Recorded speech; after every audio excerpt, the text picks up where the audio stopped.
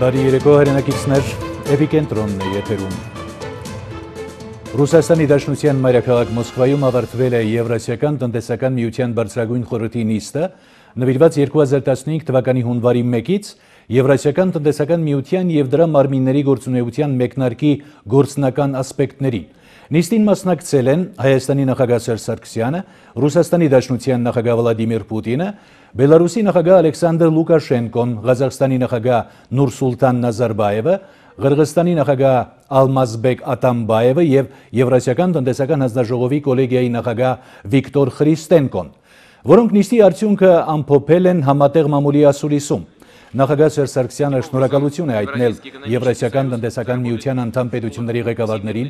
Եվրասիական տնտեսական միությանը Հայաստանի միանալու հարցում աջակցության համար, նաև նշել այդ երկրների համապատասխան նախարարությունների, գերատեսչությունների, Եվրասիական տնտեսական հանձնաժողովի կատարած մեծ աշխատանքը և բոլորին մաղթել հաջողություն հետագա գործունեության մեջ։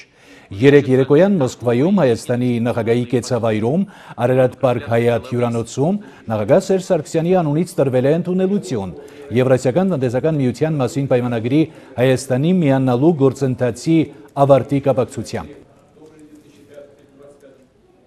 Հունվարի 20-ին ոչ իշխանական քաղաքական ուժերի, հասարակական կազմակերպությունների, քաղաքացիական նախաձեռնությունների և շարժումների ներկայացուցիչներին խորհրդաժողովի հրավիրելու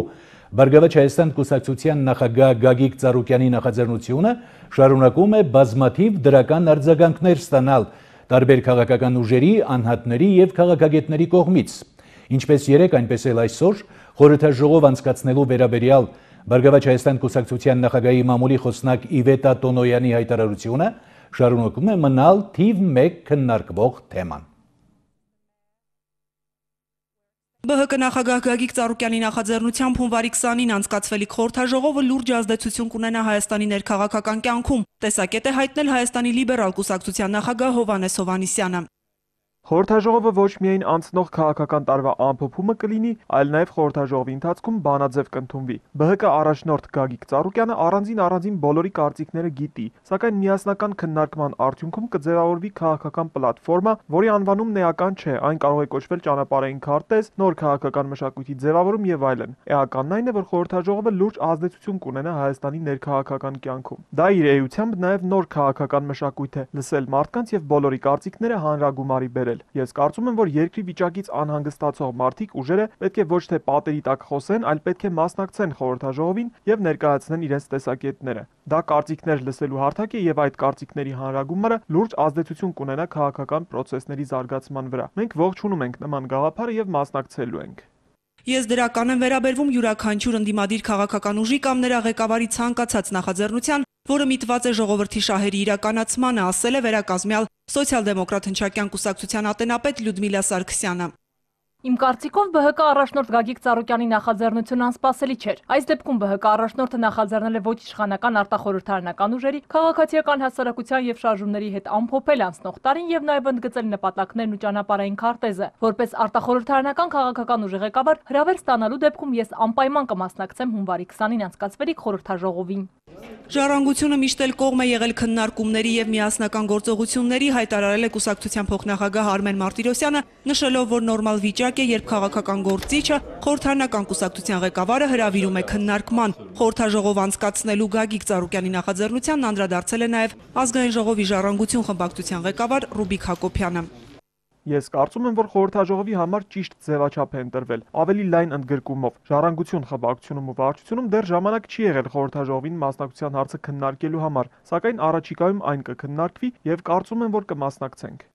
Մինչև հիմա գործընթացը քաղաքական ուժերի մակարդակով էր կազմակերպվում, իսկ այժմ արդեն ներգրավում են ՀԿ-ներ եւ քաղաքացիական նախաձեռնություններ։ Սա նաև արտախորհրդարանական ուժերի մակարդակով հանդիպում է, որը համաժողովրդական շարժմանը պետք է նոր ուժ ու լիցք տա, միաժամանակ տարբեր ուժերին հնարավորություն ընձեռելով ներկայացված լինելու համաժողովրդական շարժմանը, համոզմունք է հայտնել քաղաքագետ, չեկ անցկացնելու քաղաքացիական շարժման նախաձեռնող Արմեն Գրիգորյանը։ Հոկտեմբերին 2 բազմամարդ հանրահավաք է կազմակերպվել եւ մենք տեսել ենք, թե դրանք ինչպիսի մեծ ազդեցություն են ունեցել։ Այսինքն մինչ այս ավելի շատ եղել է նախապատրաստական աշխատանքների փուլ։ Պետք է նաեւ հաշվի առնել, որ միայն մեկ ուժ չէ ներկայացված եւ որոշումները ոչ թե ամբողջովին հիերարխիկ, այլ մասնակցային են կայացվում, ինչն արագընթաց հնարավոր չէ կազմակերպել, նաև նպատակ է դրվել ամբողջ հանրությանը ներգրավել համաժողովրդական շարժման մեջ, դա կատարված աշխատանքի արդյունքն ամփոփելու ու շարժման գնացքին նոր շարժակազմեր ավելացնելու հնարավորություն է, որպեսզի համաժողովրդական շարժումն ավելի մեծ թվով ընթանա առաջ, քանի որ հանրության շրջանում մեծ ակնկալիքներ կան համաժողովրդական շարժումից։ Պետք է ասվի, թե ինչ է կատարվելու հետագայում եւ մասնակիցներն ինչ ներդրում են պատրաստ կատարել այդ շարժման մեջ։ Վարդուհի Մելտոնյան, Էպիկենտրոն։ Ամանորի և Սուրբ Ծննդի կապակցությամբ նախագահի նստավայրում երեխաների համար անցկացվող տոնական միջոցառումները շարունակվում են։ Այսօր նախագահականում են հյուրընկալվել սահմանամերձ գյուղերի և սիրիահայ երեխաները։ Ավանդական դարձած տոնական միջոցառումներին ամեն տարի մասնակցում է 6-ից 12 տարեկան 1000-ից ավելի երեխա։ Ավանդույթ դարձած տոնական միջոցառում Բաղրամյան 26-ում։ Հյուրերը 6-ից 12 տարեկան երեխաներն են։ Հրավիրված են Տավուշի, Գեղարքունիքի, Վայոց ձորի եւ Արարատ մարզի սահմանամերձ գյուղերի դպրոցների աշակերտները։ Ամենաշատը դուր են գալիս այստեղ, որ մեր երկրի նախագահը մեզ համար լավ միջոցառում էր պատրաստել։ Աշխարհի բոլոր երեխաներին ցանկանում եմ անհոգմանկություն, խաղաղություն, երջանիկ լինեն, մեծանան, լավ մարդ դառնան ու լավ սովորեն։ Խնձորուտ, Բարձրունի, Խաչիկ, Երասխ, Բերթավան, Բարեկամավան, Դովեղ, Բաղանիս գյուղերի երեխաներից բացի նախագահականի հյուրերն են սիրիահայ երեխաները։ Նախաձեռնությունը ինքնանպատակ չէ։ Սա օգնում է երեխաների սոցիալ-հոգեբանական ինտեգրացիային Հայաստանի Հանրապետությունում իրենց ավելի լավ եւ ավելի ընդունված զգալուն։ Իրենց համար շատ հաճելի է, որ Հանրապետության նախագահը կամ ուրիշ կառույցներ անընդհատ իրենց պահում են ուշադրության կենտրոնում։ Ընդունելությունից սիրիահայ երեխաները շոյված են։ Ուրախ են, որ պատիվ ունեն լինելու այնտեղ, որտեղ նախագահը պաշտոնյաներին է ընդունում։ Հայաստանում լինելու կարճ ժամանակահատվածում հասցրել են ընկերներ ձեռք բերել եւ սիրել հայրենիքը։ Մի տարի 6 ամիս է այստեղ։ Այստեղ Երևան շատ սիրեցի, շատ սիրուն տեղեր ունի, օրինակ հրաբարակը, գայարանը, ամենտեղ սիրում եմ, ընկերներս էլ սիրում եմ, գմախտեմ իրենց նոր տարի եւ իրենց Սուրբ Ծնունդը։ Իրենց նոր մաղթում եմ նոր տարի, շնորհավորում եմ, թող ուրախ լինեն նոր տարին։ Տոնական միջոցառում ձմեռ պապ ու ձյունանուշ Ամանորի նվերներ, երեխաները Բաղրամյան 26-ից լիքը ձեռքով են հեռանում։ Հաջորդ կանգառը Հովհաննես Թումանյանի թանգարանն է, ապա ազգային պատկերասրահը։ Լուսինե Մուրադյան, Աշոտ Մարտիրոսյան, Էպիկենտրոն։ Եվրասիական տնտեսական միությանն անդամակցությունից հետո Հայաստանը արտահանման խնդիր չի ունենա, այլ բան, որ լուրջ աշխատանք ունենք անելու սննդամթերքի որակի եւ անվտանգության տեսակետից։ 2015-ի ծրագրերի մասին է խոսել եւ անցնող տարին ամփոփել գյուղատնտեսության նախարարը։ 2011 թվականից արդեն մենք ծրագիր մշակեցինք, որ յուրաքանչյուր տարի 15000 հեկտար մենք լրացուցիչ պիտի մշակենք։ Եվ մենք մեր արժեվ դրված խնդիրը կարողացանք լուծել։ Միայն այս տարի արդեն մենք մշակել ենք 333000 հեկտար հող, որը կազմում է մեր ամբողջ վարելավերի 74.2%-ը։ Այսինքն ավել ենք մշակել 14600 հեկտար հող։ Սա ամենամեծ ձեռքբերումն եմ համարում մեր երկրի ուրեմն գյուղատնտեսության ոլորտի համար եւ դա շարունակական է լինելու։ Գյուղացու քրտնաջան աշխատանք, պետական աջակցություն այս ամենին գումարած լրատվամիջոցների աշխատանք, որի ընթացքում վեր են հանվել ոլորտի խնդիրներն ու թերությունները։ Նախարար Սերգո Կարապետյանը ամփոփիչ ասրուսում շնորհակալանքի խոսքեր ունի նաեւ լրագրողներին։ Չնայած ցրտահարությանն ու այլ խնդիրներին տարին հաջողվել է փակել 6.5%-անոց աճով։ Մթերված ապրանքի դիմաց վճարումը 2-3 ընկերություն դեռ չի կատարել։ Խոստացել են տեղավորվել ժամկետում։ 2014 թվականը կարելի է համարել գյուղատնտեսության համար դժվարին տարի, որովհետև դուք գիտեք, որ գարնան գյուղատնտեսական աշխատանքները սկսելու ժամանակ արդեն բավականին լուրջ խնդիրներ ունեցանք, հատկապես գարնանային ցրտահարության հետ կապված, եւ այդ ընթացքում ցրտահարվեցին մեր պտղատու այգիները մեծամասամբ եւ մենք ծիրանի բերք շատ պակաս ունեցանք։ Վերջին 3 տարում առաջընթաց է գրանցվել անասնապահության ճյուղում։ Հերթը գյուղատնտեսության ապահովագրական համակարգի ներդրմանն է, մի ոլորտ, որի տակ դժվարանում են մտնել ապահովագրական ընկերությունները։ Առայժմ ապահովագրական մեկ ընկերություն է պատրաստակամություն հայտնել նախարարության հետ իրականացնել պիլոտային ծրագիր։ Մենք որոշեցինք առաջ երթին անասնապահության ոլորտից սկսել, որտեղ կորուստները ավելի պակաս են եւ ռիսկերը ավելի փոքր են, եւ այնուհետեւ մյուս ոլորտներ արդեն նույնպես կներգրավենք այդ աշխատանքների իրականացման համար։ Գյուղատնտեսության ոլորտի համար կարևորը մնում սննդամթերքի որակի ու անվտանգության ապահովումը։ Ամենաթարմ օրինակը սատկած խոզի մսի վաճառքն էր շուկայում։ Ինչպես է պատահում, որ նախարարությունը վաճառքից հետո է իմանում այդ մասին։ Մսամթերքը ստուգում են, թույլատրում են վաճառքի։ Բայց դուք գիտեք, այո, մեր երկրում, որ որոշ տեղեր վաճառողներ այդ կարգը խախտում են։ Հնարավոր է, որ այո, սատկած միս էլ գնա այդ մսավաճառի մոտ, անբարեխիղճ աշխատողներ են, չեն հայտնում ժամանակին ուրեմն անասնաբուժերին, որպեսզի նրանք եզրակացություն տան։ Այդ միսը ստուգեն։ Դեպքեր լինում են, այո, նախորդ տարիներել են եղել այդ։ Եթե Հայաստանը նպատակ ունի ավելացնել արտահանումը, ապա պետք է այնպիսի ապրանք արտադրի, որը մրցունակ կլինի միջազգային շուկայում, ընդգծում է գյուղատնտեսության նախարարը։ Քրիստինե Սուքեսյան, Արթուր Սուքեսյան, Էպիկենտրոն։ Աջակցման տարբեր մեխանիզմներ փոքր եւ միջին բիզնեսը Հայաստանում զարգացնելու համար կառավարության միջոցներով ստեղծված հիմնադրամը աջակցություն է տրամադրում սկսնակ եւ ոչ սկսնակ ձեռնարկություններին, դասընթացներ եւ խորհրդատվություն կազմակերպում նրանց համար։ 2014-ի ծրագիրը արդյունք տվել է։ Նպատակ կա եկող տարի ընդլայնել փոքր եւ միջին ձեռնարկությունների զարգացմանն ուղղված ծրագրերը, հայտարարել է փոքր եւ միջին ձեռնարկատիրության զարգացման ազգային կենտրոնի գործադիր տնօրեն Գեգամ Պետրոսյանը։ Աջակցման տարբեր մեխանիզմներ փոքր ու միջին բիզնեսը Հայաստանում զարգացնելու համար։ Կառավարությունը մի քանի տարի է ստեղծել է հիմնադրամ, որի միջոցով վարկային աջակցություն է տրամադրում սկսնակ եւ ոչ սկսնակ ձեռնարկություններին։ Վարկերը տրամադրվում են դրամով 5 տարի ժամկետով եւ տարեկան 4%-ով։ 2014 թվականին կառավարությունը հիմնադրամին հատկացրել է 150 միլիոն դրամ, որպեսզի մինչև 10 միլիոն շրջանառություն ունեցող եւ գյուղերում գործող տնտեսվարողների համար սուբսիդավորվի ՀԴՄ-ների ձեռքբերման արժեքը։ Մենք ծրագրել ենք եկող տարվա ընթացքում սուբսիդավորել 4500 տնտեսվարողների ՀԴՄ-ների ձեռքբերման արժեքը 100%-ով, ներկայումս արդեն իսկ ունենք 140 հայտ, որոնցից 70-ն արդեն սուբսիդավորվել է եւ առաջիկա մի քանի օրերի ընթացքում կսուբսիդավորվի եւս 70-ը։ Հիմնադրամի միջոցների 70%-ն ուղղվել է մարզերում աշխատել ցանկացողներին։ Աջակցություն են ստացել նաև սիրիահայերը։ Ծրագրին մասնակցել է 537 ձեռներեց։ Վարկային աջակցություն է ստացել 227-ը։ 201 սկսնակ սկսել են զբաղվել բիզնեսով ծրագրի արդյունքում, ստացել են վարկ մեր երաշխավորության արդյունքում, 100%-ով երաշխավորել ենք նրանց վարկային պարտավորությունը, մինչև 5 միլիոն դրամի չափով, 10% տոկոսադրույքով եւ դրամով։ 2015-ին փոքր ու միջին ձեռնարկությունների զարգացմանն ուղղված ծրագրերն ընդլայնվելու են, հայտարարել է ազգային կենտրոնի տնօրենը։ Լուսինե Մուրադյան, Էպիկենտրոն։ Շարունակում ենք թողարկումը։ Մի քանի օր առաջ Քեսաբի մոտակայքում գտնվող անցակետը հրթիռակոծվել է։ Այդ վտանգը սպառնում է նաև Քեսաբին։ Նախկին ռմբակոծությունից հետո բնակիչները վերադարձել էին տներ եւ նորոգել եկեղեցիներն ու դպրոցները։ Բնակիչների մեծ մասը կրկին լքել է քաղաքը, ապաստանելով Լաթաքիայում։ Հեռացածները հիմնականում կանայք եւ աղջիկներ են։ Հաղորդվում է նաև, որ սահմանի մոտ նկատվում են զինված ապստամբների խմբեր։ Էրեբունի պետական բժշկական քոլեջում այսօր տեղի է ունեցել հանդիպում թշնամու դիվերսիաները կասեցրած զինծառայողների հետ։ Քոլեջի աշխատակիցները եւ ուսանողները պարբերաբար այցելում են մարտական դիրքեր, սատարում սահմանապահներին։ Նրանց նվիրված միջոցառումը ուղեկցվել է հաճելի անակնկալներով։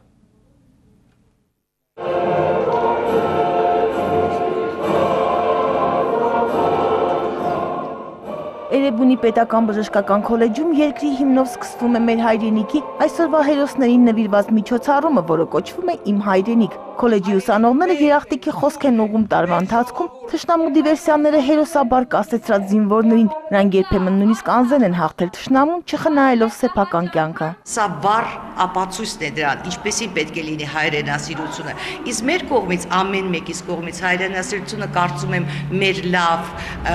աշխատանքի մեջ է, ամենօրյա աշխատանքի, մեր վարվելակերպի մեկս մյուսի նկատմամբ, ճիշտ կրթելու մեջ է եւ կարծում եմ մեր ուսանողները այն ինչ որ կտեսնեն, նմանատիպել իրենց կյանքում կլինեն բարի, որովհետեւ նրանք են բուժ աշխատողներ, բուժքույրեր են եւ բուժքույրերը միշտ զինվորների կողքին են եղել կռվի դաշտում եւ կարծում եմ, որ իրենք էլ իրենց պարտքը որպես հայ մարդ կկատարեն։ Էրեբունի քոլեջի աշխատակիցները եւ ուսանողները տնօրենի ուղեկցությամբ պարբերաբար այցելում են մարտական դիրքեր, քաջալերում զինվորներին։ Յուրան ծառայում է Արցախում, տանկիստ է, ասում է զինվորի ոգին բարձրանում է այդպիսի միջոցառումների շնորհիվ։ Մեկը մյուսին ուժ տալով զարգացնում ենք մեր պետությունը։ Ստացել եմ որպես լավագույն մարզիկ շքանշանը բանակից,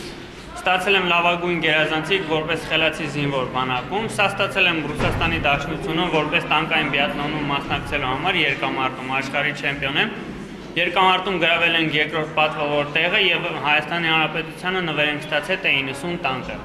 Միջոցառման վերջում զինծառայողներին հաճելի անակնկալ էր սպասվում։ Էրեբունի բժշկական կենտրոնի տնօրեն Ալինա Քուշկյանը իր ընտանիքի անունից նվերներ հանձնեց նրանց։ Նաիրա Պողոսյան, Ժիրայր Հաբեցյան, Էպիկենտրոն։ Թուրքիան պետք է աշխարհագրական դիրքն օգտագործի էներգապաշարների տարանցումից առավելագույն օգուտ քաղելու համար, հայտարարել է երկրի վարչապետ Ահմեդ Դավութօղլուն։ Մենք էներգիայի աղբյուրներ չունենք, փոխարենը էներգետիկ ուղիներին խաչմերուկում ենք եւ կարող ենք օգուտ քաղել էներգապաշարների տարանցումից։ Այնպես ինչպես բոլոր ճանապարհները տանում են Հռոմ, Թուրքիան էլ պետք է դառնա էներգիայի աղբյուրների մատակարարման բոլոր ուղիների հատման կետ, հայտարարել է Դավութօղլուն։ Այն երկրների թվում, որտեղից Թուրքիան կարող է էներգապաշարներ ստանալ, Դավութօղլուն մատնանշել է Ռուսաստանը, որի հետ հարաբերությունները ըստ նրա այժմ զարգանում են եւ վերջին 500 տարվա մեջ լավագույն ժամանակներն են ապրում։ Միջազգային նորությունները Ֆրիդա Ղազարյանն է ներկայացնում։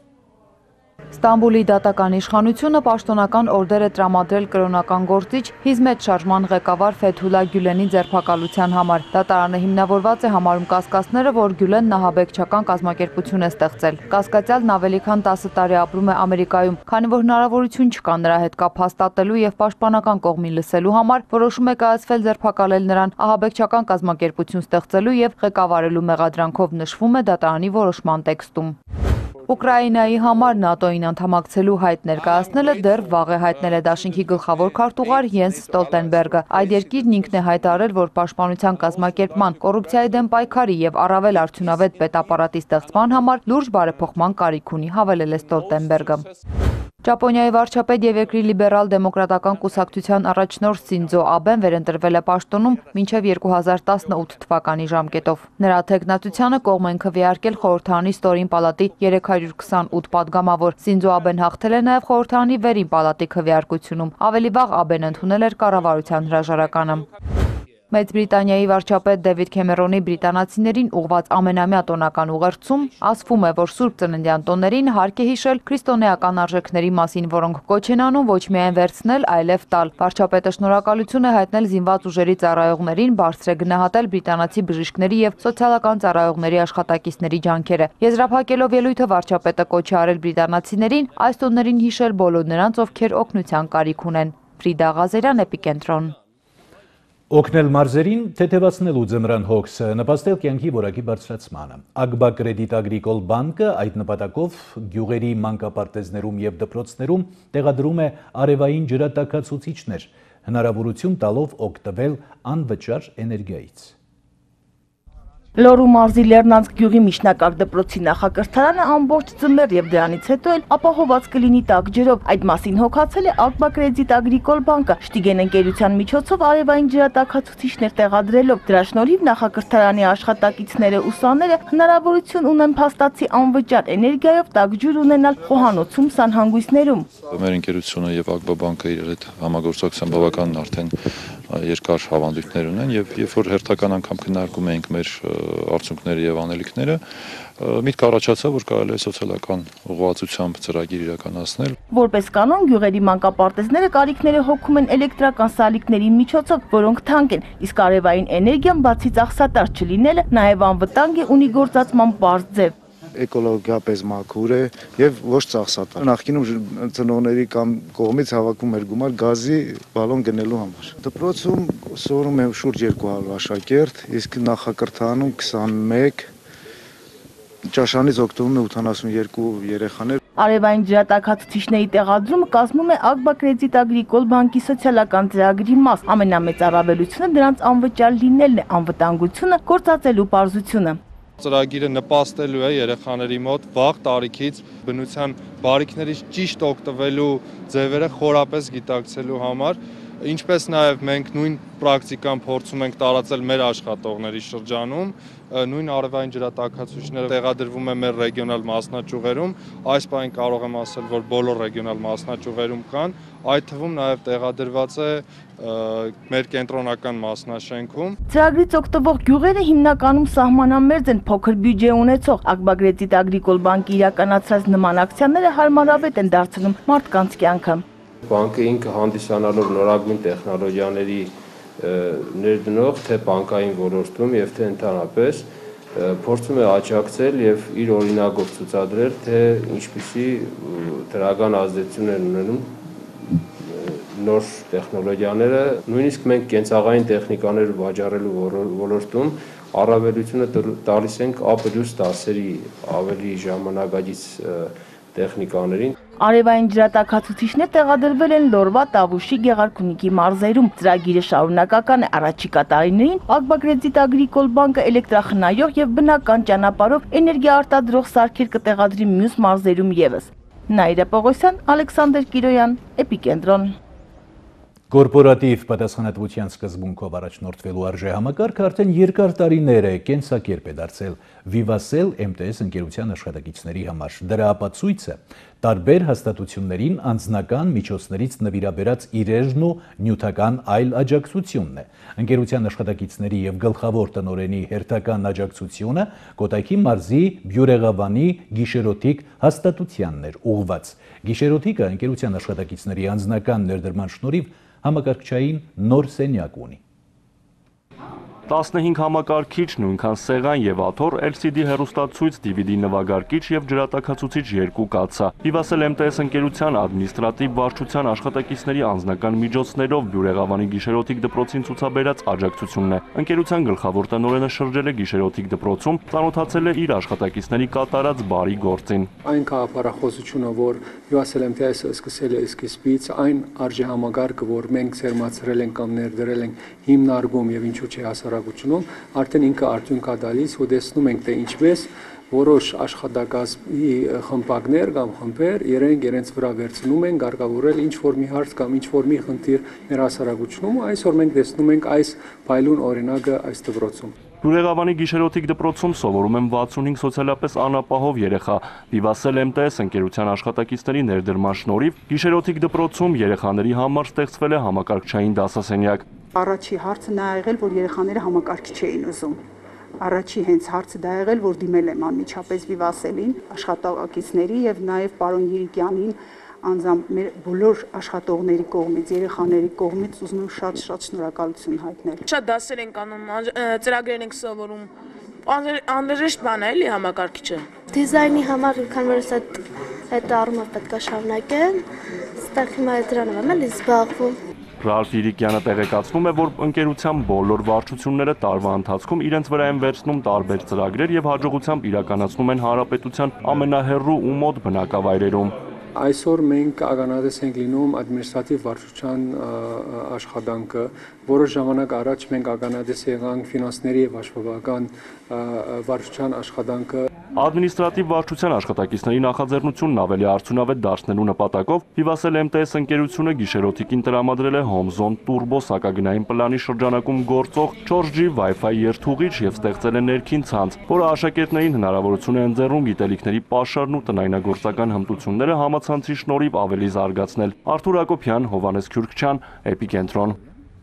Beeline ընկերությունը հաճելի անակնկալ է պատրաստել իր բաժանորդների համար։ Այժմ roaming ծառայությունից օգտվող բաժանորդները հնարավորություն կունենան միմյանց հետ շփվել անվճար։ Beeline-ը գործարկել է roaming-ի 0 ծառայությունը, որը հնարավորություն է տալիս անվճար մուտքային զանգեր ստանալ, գտնվելով աշխարհի ցանկացած երկրում։ Ամանորի տոներն արտերկրում անցկացնող բաժանորդների համար Beeline-ը անակնկալ է մատուցել։ Աստղանիշ 200 վանդականի շրահանգը հավաքելով Beeline բաժանորդը միանում է roaming-ում 0 ծառայությանը, որը հնարավորություն է ընձեռում մուտքային զանգեր ստանալիս երկրորդ րոպեից մինչև 10-րդ րոպեն խոսել անվճար, իսկ առաջին րոպեի համար վճարել ընդամենը 200 դրամ։ Beeline ընկերությունը ներկայացնում է պարզ, հարմար, լավագույն եւ ամենամատչելի առաջարկը այս շուկայում։ Կարծում եմ, որ մեր առաջարկը մեր բաժանորդների կյանքը ավելի հեշտ ու գունեղ կդարձնի։ Իսկ ձմեռային արձակուրդներին աշխարհի ցանկացած երկրում գտնվող մեր բաժանորդներն ավելի ուրախ կանցկացնեն։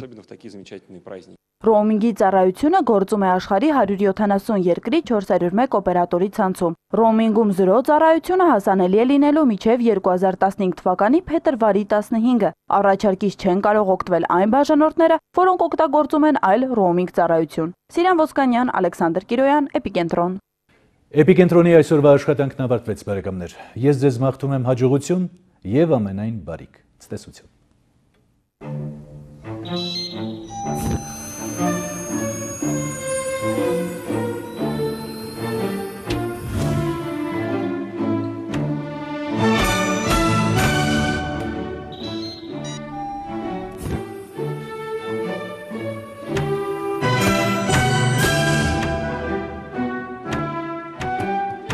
Երեսուն հազար հայ ընտանիք ջերմանում է Սկյուրոլ կացարելով։